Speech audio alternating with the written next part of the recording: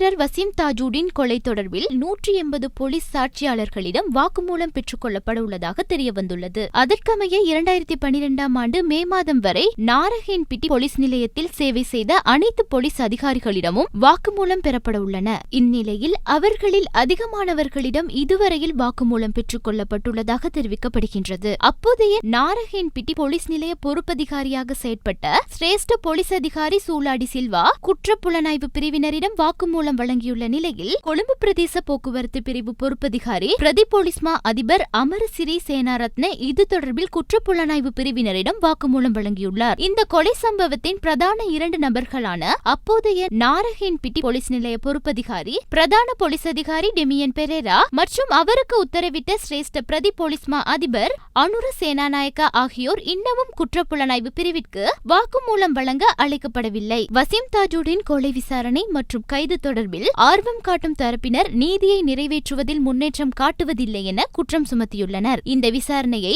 தொடர்ந்தும் ஊடக கண்காட்சியாக்காமல் அனைத்து சாட்சியங்களையும் ஆராய்ந்து காலம் தாமதிக்காமல் குற்றவாளிகள் தொடர்பில் நடவடிக்கை மேற்கொள்ளுமாறு குற்றப்புலனாய்வு பிரிவிற்கு நீதிமன்றம் உத்தரவிட்டுள்ளது.